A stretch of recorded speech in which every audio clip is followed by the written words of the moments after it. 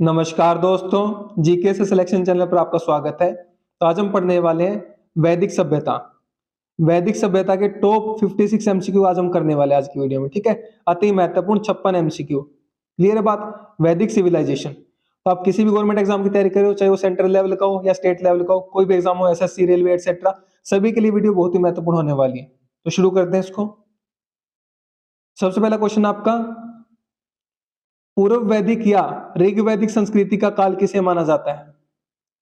Option A, B, सी या D, बताइए जल्दी से। तो करेक्ट आंसर आपका ऑप्शन नंबर ए, 1500 ईसा पूर्व से 1000 ईसा पूर्व को माना जाता है। ठीक है, पूर्व वैदिक या ऋग वैदिक संस्कृति का काल। Option A is correct. अब बात करते हैं क्वेश्चन नंबर 2, उत्तर वैदिक संस्कृति का काल किसे माना जाता है? ऑप्शन ए, बी, सी या डी, बताइए जल्दी से। तो करेक्ट आंसर आपका ऑप्शन नंबर बी, उत्तर वैदिक संस्कृति का काल 1000 ईसा पूर्व से 600 ईसा पूर्व माना जाता है।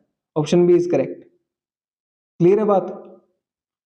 अब बात करते हैं क्वेश्चन नंबर 3, ऋग वैदिक काल में आर्यों का मुख्य निवास स्थान कौन सा था? ऑप्शन ए, बी, सी या डी, बताइए जल्दी से। तो करेक्ट आंसर आपका ऑप्शन नंबर बी, सप्त सैंधव क्षेत्र।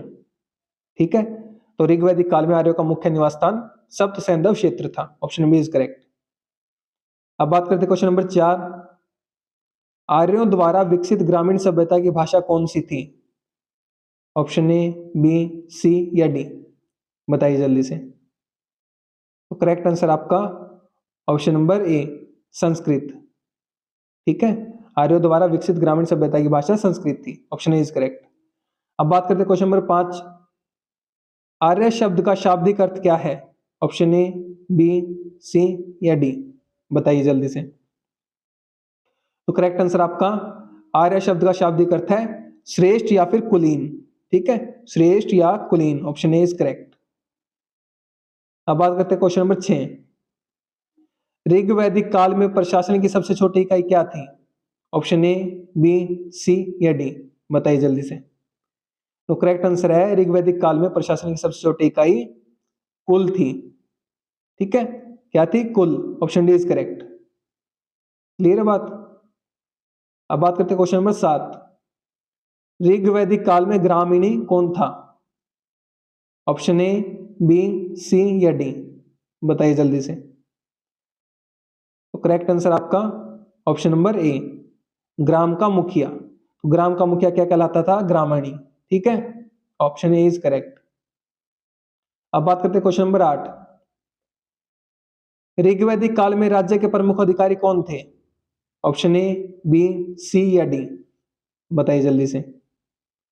तो करेक्ट आंसर आपका ऑप्शन नंबर डी, पुरोहित और सेनानी। तो ऋग वैदिक काल में पुरोहित और सेनानी राज्य के प्रमुख अधिकारी थे। ठीक है, ऑप्शन डी इज करेक्ट। अब बात करते हैं क्वेश्चन नंबर 9, ऋग वैदिक समाज में वर्ण व्यवस्था का आधार क्या था?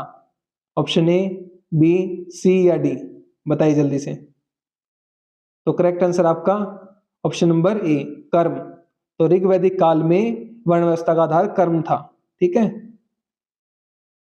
अब बात करते हैं क्वेश्चन नंबर 10, ऋग वैदिक काल में आर्यों का मुख्य व्यवसाय क्या था? ऑप्शन ए, बी, सी या डी, बताइए जल्दी से। तो करेक्ट आंसर आपका ऋग वैदिक काल में आर्यों का मुख्य व्यवसाय कृषि एवं पशुपालन था। Option C is correct. Clear है बात। अब बात करते हैं क्वेश्चन नंबर 11, ऋग वैदिक काल में अघन्य शब्द किसके लिए इस्तेमाल किया गया था? ऑप्शन ए, बी, सी या डी, बताइए जल्दी से। तो करेक्ट आंसर आपका ऑप्शन नंबर ए, अघन्य शब्द का इस्तेमाल गाय के लिए किया गया था ऋग्वैदिक काल में। ठीक है, जिसका मतलब है meaning not to be killed. Clear है बात, जिसे नहीं मारा जाना चाहिए। क्लियर है बात। अब बात करते हैं क्वेश्चन नंबर 12, ऋग्वैदिक काल में आर्यों के मनोरंजन के मुख्य साधन क्या थे? ऑप्शन ए, बी, सी या डी, बताइए जल्दी से। तो करेक्ट आंसर आपका ऑप्शन नंबर ए, संगीत, रथ दौड़, घुड़दौड़, ध्रुव क्रीड़ा। ठीक है, ये सभी क्या थे? ऋग्वैदिक काल में आरोग्य मनोरंजन के मुख्य साधन थे। Option A is correct. Clear है बात? अब बात करते हैं क्वेश्चन नंबर 13। उत्तर वैदिक काल में योग दर्शन के प्रवर्तक कौन थे? ऑप्शन ए, बी, सी या डी, बताइए जल्दी से। तो करेक्ट आंसर आपका उत्तर वैदिक काल में योग दर्शन के प्रवर्तक पतंजलि थे। Option B is correct. अब बात करते हैं क्वेश्चन नंबर 14। प्राचीन भारत में न्याय दर्शन के प्रवर्तक कौन थे? ऑप्शन ए, बी, सी या डी, बताइए जल्दी से। तो करेक्ट आंसर आएगा आपका प्राचीन भारत में न्याय दर्शन के प्रवर्तक गौतम थे। Option C is correct. अब बात करते हैं क्वेश्चन नंबर 15। प्राचीन भारत में वैशेषिक दर्शन के प्रवर्तक कौन थे? ऑप्शन ए, बी, सी या डी, बताइए जल्दी से। तो करेक्ट आंसर आएगा आपका ऑप्शन नंबर बी, कणाद। प्राचीन भारत में वैशेषिक दर्शन के प्रवर्तक कणाद थे। Option B is correct. अब बात करते हैं क्वेश्चन नंबर 16। ऋग्वेद में किन दो नदियों का उल्लेख आर्यों के अफगानिस्तान से संबंध के लिए किया गया है? ऑप्शन ए, बी, सी या डी, बताइए जल्दी से। तो करेक्ट आंसर आएगा आपका ऑप्शन नंबर ए, कुभा और क्रुमु। कुभा और क्रुमु नदियों का उल्लेख किया गया है। ठीक है, अब बात करते हैं क्वेश्चन नंबर 17। ऋग्वेद में सबसे अधिक बार किस नदी का वर्णन किया गया है? ऑप्शन ए, बी, सी या डी, बताइए जल्दी से। तो करेक्ट आंसर आपका ऋग्वेद में सबसे अधिक बार सिंधु नदी का वर्णन किया गया है। Option C is correct. Clear है बात? अब बात करते हैं क्वेश्चन नंबर 18। ऋग्वैदिक काल में किस नदी को नदीतमा कहा गया है? ऑप्शन ए, बी, सी या डी, बताइए जल्दी से। तो करेक्ट आंसर आपका ऑप्शन नंबर बी, सरस्वती नदी को नदीतमा कहा गया है ऋग्वैदिक काल में। Option B is correct. अब बात करते हैं नदियों के प्राचीन नाम और नदियों के आधुनिक नाम देख लेते हैं एक बार हम। ठीक है, ये बार बार परीक्षा में पूछे जाते हैं कि प्राचीन नाम क्या था किस नदी का और आधुनिक नाम क्या है। कुछ भी दे सकते हैं, आपको प्राचीन नाम दे सकते हैं, पूछ लेंगे आधुनिक नाम क्या है, या फिर आधुनिक नाम दे सकते हैं, पूछ लेंगे प्राचीन नाम क्या है। ठीक है, तो कुब नदी का जो नाम है, जो प्राचीन नाम है कुब नदी, उसका आधुनिक नाम क्या है? काबुल। ठीक है, कुरुमु नदी थी जो, उसका नाम है कुरुम। ठीक है, वितस्ता नदी अब कहलाती है झेलम। आस्किनी अब कहलाती है चेनाब। परूषणी अब कहलाती है रावी। शत्रु अब कहलाती है सतलज। ठीक है, शतद्रु क्या कहलाती है अब? सतलज। विपाशा अब कहलाती है व्यास। सदानीरा अब कहलाती है गंडक। दृष्टदती अब कहलाती है घग्गर। ठीक है, क्या ये दृष्टदती अब घग्गर कहलाती है। तो ये सारे प्राचीन नाम है नदियों के और ये आधुनिक नाम है। क्लियर है बात? ये आपको याद कर लेने हैं। ठीक है, अब आगे बढ़ते हैं। अब बात करते हैं क्वेश्चन नंबर 19 की। उत्तर वैदिक काल में किस देवता को सर्वोच्च स्थान प्राप्त था? ऑप्शन ए, बी, सी या डी, बताइए जल्दी से। तो करेक्ट आंसर आपका उत्तर वैदिक काल में प्रजापति को सर्वोच्च स्थान प्राप्त था। ठीक है, ऑप्शन बी इज करेक्ट। अब बात करते हैं क्वेश्चन नंबर 20। ऋग वैदिक काल में वर्षा का देवता और पुरंदर किसे कहा गया है? ऑप्शन ए, बी, सी या डी, बताइए जल्दी से। तो करेक्ट आंसर आपका ऋग्वैदिक काल में वर्षा का देवता या पुरंदर इंद्र को कहा गया है। Option A is correct. अब बात करते हैं क्वेश्चन नंबर 21। ऋग्वैदिक काल में देवता और मनुष्य के बीच मध्यस्थ कौन था? ऑप्शन ए, बी, सी या डी, बताइए जल्दी से। तो करेक्ट आंसर आपका ऋग्वैदिक काल में देवता और मनुष्य के बीच मध्यस्थ अग्नि थी। ठीक है, अग्नि। क्लियर है बात? Option B is correct. अब बात करते हैं क्वेश्चन नंबर 22। वैदिक धर्म की प्रमुख विशेषता क्या थी? ऑप्शन ए, बी, सी या डी, बताइए जल्दी से। तो करेक्ट आंसर आपका वैदिक धर्म की प्रमुख विशेषता मूर्ति पूजा का अभाव।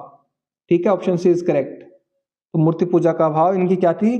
प्रमुख विशेषता थी। क्लियर है बात?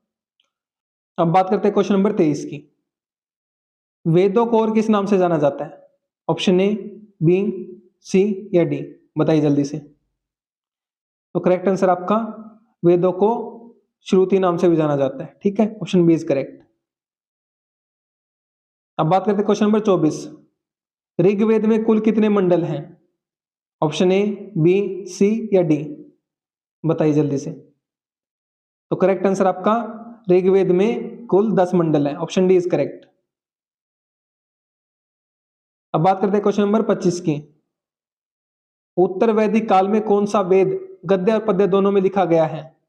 ऑप्शन ए, बी, सी या डी, बताइए जल्दी से। तो करेक्ट आंसर आपका उत्तर वैदिक काल में यजुर्वेद को गद्य और पद्य दोनों में लिखा गया है, ऑप्शन बी इज करेक्ट। अब बात करते हैं क्वेश्चन नंबर 26। ऋग्वैदिक काल में गायत्री मंत्र की रचना किसने की? Option A, option B, option C या ऑप्शन डी, बताइए जल्दी से। तो करेक्ट आंसर आपका ऋग्वैदिक काल में गायत्री मंत्र की रचना विश्वामित्र ने की, ऑप्शन सी इज करेक्ट। अब बात करते हैं क्वेश्चन नंबर 27। उत्तर वैदिक काल में उपनिषदों की कुल संख्या कितनी थी? ऑप्शन ए, बी, सी या डी, बताइए जल्दी से। तो करेक्ट आंसर आपका संख्या थी आपकी 108। ठीक है, ऑप्शन बी इज करेक्ट। अब बात करते हैं क्वेश्चन नंबर 28। भारत के राष्ट्रीय आदर्श वाक्य सत्यमेव जयते किस उपनिषद से लिया गया है? ऑप्शन ए, बी, सी या डी, बताइए जल्दी से। तो करेक्ट आंसर आपका सत्यमेव जयते मुंडक उपनिषद से लिया गया है, ऑप्शन ए इज करेक्ट। अब बात करते हैं क्वेश्चन नंबर 29। ऋग्वैदिक काल में विनियम प्रणाली का आधार क्या था? Option A, option B, option C, option D, तो बताइए करेक्ट आंसर। Barter system. ठीक है, क्या आधार था इसका? तो ऋग्वैदिक काल में विनिमय प्रणाली का आधार गाय और घोड़ा था। ठीक है, ऑप्शन डी इज करेक्ट। अब बात करते हैं क्वेश्चन नंबर 30। उत्तर वैदिक काल में हल को क्या कहा जाता था? ऑप्शन ए, बी, सी या डी, बताइए जल्दी से। तो करेक्ट आंसर आपका उत्तर वैदिक काल में हल को सिरा कहा जाता था, सिरा, ऑप्शन ए इज करेक्ट। अब बात करते हैं क्वेश्चन नंबर 31। भारतीय परमाणुवाद के जनक किसे माना जाता है? ऑप्शन ए, बी, सी या डी, बताइए जल्दी से। तो करेक्ट आंसर आपका ऑप्शन नंबर बी, कणाद को भारतीय परमाणुवाद का जनक माना जाता है, ऑप्शन बी इज करेक्ट। अब बात करते हैं क्वेश्चन नंबर 32। उत्तर वैदिक काल में पुराणों की कुल संख्या कितनी थी? ऑप्शन ए, बी, सी या डी, बताइए जल्दी से। तो पुराणों की संख्या उत्तर वैदिक काल में थी 18, option C is correct. Clear है बात? अब बात करते हैं क्वेश्चन नंबर 33। ऋग्वैदिक काल में राजा को सलाह देने वाली संस्था का नाम क्या था? ऑप्शन ए, बी, सी या डी, बताइए जल्दी से। तो करेक्ट आंसर आपका ऑप्शन नंबर ए, सभा। क्या नाम था? सभा। अब बात करते हैं क्वेश्चन नंबर 34। ऋग्वैदिक काल में युद्ध में गाय खोजने के लिए कौन सा शब्द प्रयोग होता था? ऑप्शन ए, बी, सी या डी, बताइए जल्दी से। तो करेक्ट आंसर आपका प्रयोग होता था गविष्टि।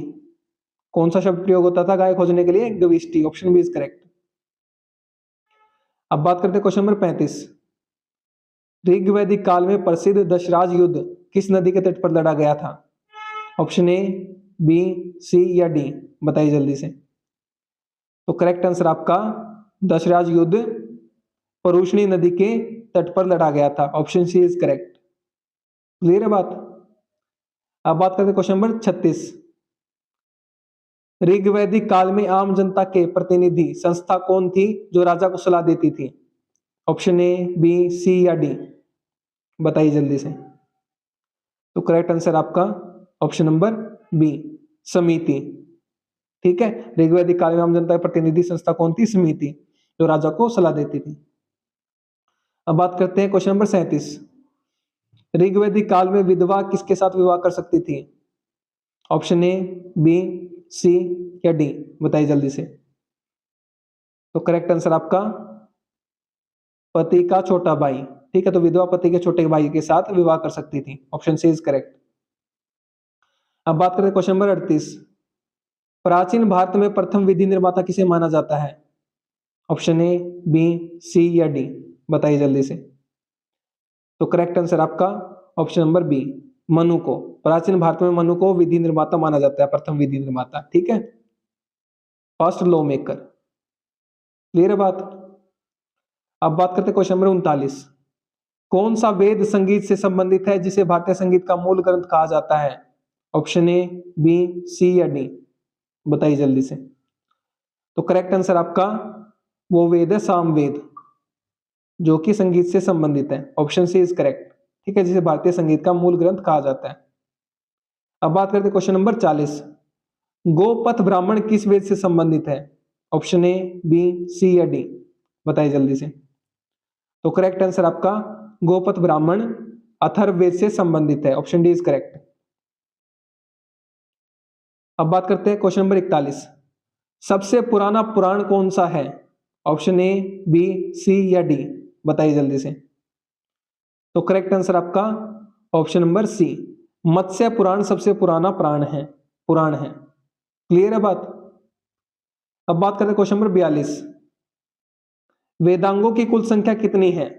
ऑप्शन ए, बी, सी या डी, बताइए जल्दी से। तो करेक्ट आंसर आपका वेदांगों की संख्या कुल है 6। Option B is correct. अब बात करते हैं क्वेश्चन नंबर 43। ऋग्वैदिक काल में आकाश का देवता और सबसे प्राचीन देवता कौन था? ऑप्शन ए, बी, सी या डी, बताइए जल्दी से।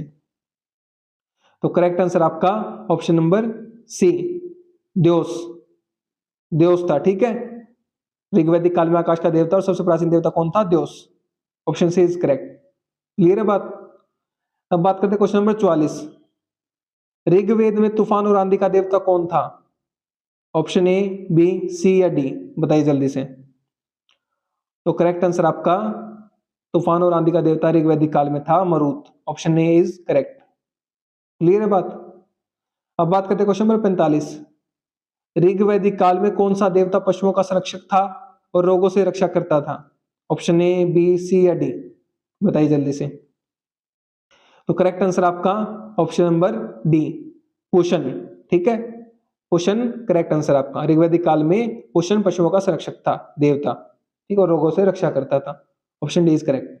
अब बात करते हैं क्वेश्चन नंबर 46। वैशेषिक दर्शन जो परमाणुवाद का प्रवर्तक है का मूल सिद्धांत क्या है? ऑप्शन ए, बी, सी या डी, बताइए जल्दी से।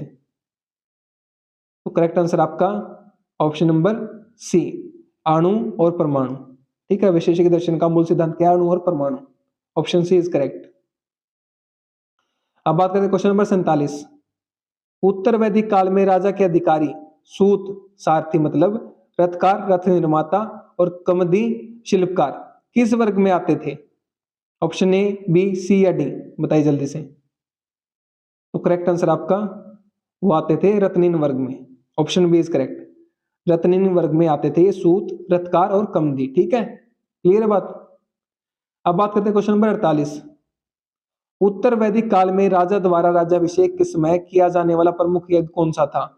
ऑप्शन ए, बी, सी या डी, बताइए।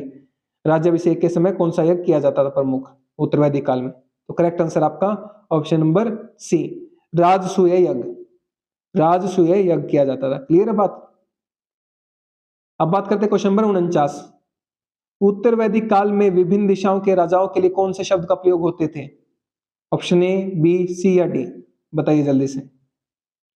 तो करेक्ट आंसर आपका ऑप्शन नंबर बी, पूर्व में सम्राट और दक्षिण में भोज।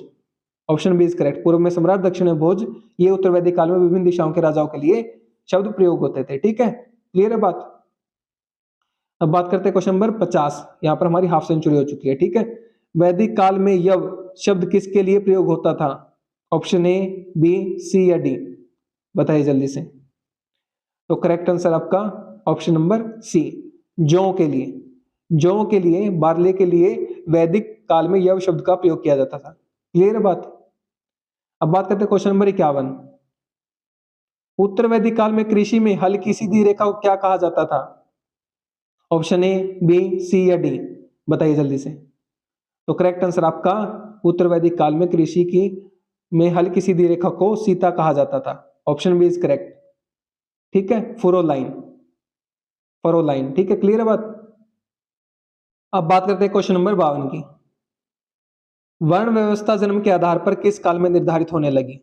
ऑप्शन ए, बी, सी या डी, बताइए जल्दी से। तो करेक्ट आंसर आपका ऑप्शन नंबर बी, उत्तर वैदिक काल में वर्ण व्यवस्था जन्म के आधार पर निर्धारित होने लगी। क्लियर है बात, ऑप्शन बी इज करेक्ट।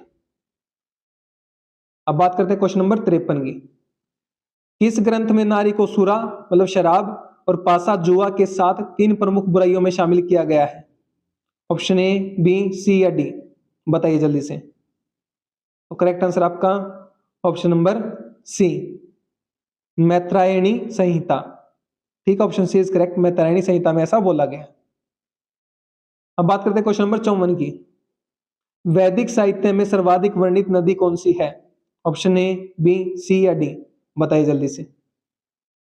तो करेक्ट आंसर आपका ऑप्शन नंबर डी, सिंधु नदी। ठीक है, वैदिक साहित्य में सर्वाधिक वर्णित नदी कौन सी है? सिंधु नदी। क्लियर है बात। अब बात करते हैं क्वेश्चन नंबर 55। महाकाव्यों में विश्व का सबसे बड़ा महाकाव्य कौन सा है? ऑप्शन ए, बी, सी या डी, बताइए जल्दी से। तो करेक्ट आंसर आपका ऑप्शन नंबर ए, महाकाव्यों में विश्व का सबसे बड़ा महाकाव्य महाभारत है। Option A is correct. अब बात करते हैं क्वेश्चन नंबर 56। ऋग्वेद के 9वें मंडल को किस देवता को समर्पित किया गया है? ऑप्शन ए, बी, सी या डी, बताइए जल्दी से। तो करेक्ट आंसर आपका ऑप्शन नंबर सी, सोम देवता को। ठीक है, 9वें मंडल को ऋग्वेद के किसको समर्पित किया गया? सोम देवता को। Option C is correct. Clear बात। तो ये हमारे वैदिक सभ्यता के वैदिक काल के 56 क्वेश्चन बहुत अच्छे से कवर कर लिए हमने एमसीक्यू। तो आपको अपना क्या बताना है, कमेंट सेक्शन में स्कोर बताना, आपका कितना स्कोर रहा है 56 में से। अगर किसी का कम स्कोर रहा है तो उसको निराश होने की बिल्कुल भी जरूरत नहीं है, उसको इस वीडियो को देखना है, पढ़ना है इस टॉपिक को अच्छे से और अपनी मेहनत को आगे बढ़ाते रहना है। ठीक है, तो निराश बिल्कुल भी नहीं होना आपको। पीडीएफ नोट्स और अपडेट्स के लिए आपको क्या करना है, टेलीग्राम को फॉलो कर लेना है, ये आपको लोगो मिलेगा टेलीग्राम पर। ठीक है, जीके से सिलेक्शन नाम से सर्च करो, टेलीग्राम चैनल मिल जाएगा, या फिर आप इस लिंक को कॉपी पेस्ट करके इस पर डायरेक्ट क्लिक करके ज्वाइन कर सकते हो। ठीक है, यूट्यूब चैनल को सब्सक्राइब कर दो, अगर आपने अभी तक सब्सक्राइब नहीं किया तो बेल आइकन को जरूर दबा लेना, ताकि जो भी नई वीडियो आए उसके अपडेट सबसे पहले आपके पास पहुंच के। व्हाट्सएप चैनल को जरूर फॉलो कर लो, जीके से सिलेक्शन। इंस्टाग्राम को फॉलो कर लो, जीके से सिलेक्शन। इन सभी सोशल मीडिया के लिंक आपको वीडियो के नीचे डिस्क्रिप्शन बॉक्स में भी मिल जाएंगे, वहां से भी आप लिंक से ज्वाइन कर सकते हो। क्लियर है बात। और वीडियोस को अपने फ्रेंड्स के साथ जरूर शेयर किया करो, ताकि उनकी भी हेल्प हो सके। अगर आप शेयर करते हो तो आप उनकी हेल्प करते हो, आप उनकी मदद करते हो, मैं नहीं करता। ठीक है, क्योंकि शेयर का बटन आप लोग दबा सकते हो, आपके पास शेयर का बटन है ऑप्शन, तो उसको दबा दो फटाफट से और भेज दो अपने जिगरी दोस्त के पास। ठीक है, ताकि वो भी पढ़ ले अपनी पढ़ाई को अच्छे से। ठीक, क्लियर है ना बात। और जो भी साथ मेरे साथ वीडियो में अभी तक बना हुआ है वो बहुत अच्छे से अपनी मेहनत कर रहा है, बहुत अच्छे से अपनी पढ़ाई कर रहा है, बहुत ईमानदारी से पढ़ाई कर रहा है, क्योंकि शुरू से लेकर अंत तक बने रहना वीडियो में कोई आम बात नहीं होती। ठीक है, सभी के बस की बात नहीं होती है। क्लियर बात। तो जो भी साथी मेरे साथ वीडियो में अभी तक बना उसका बहुत बहुत धन्यवाद। Thank you so much again.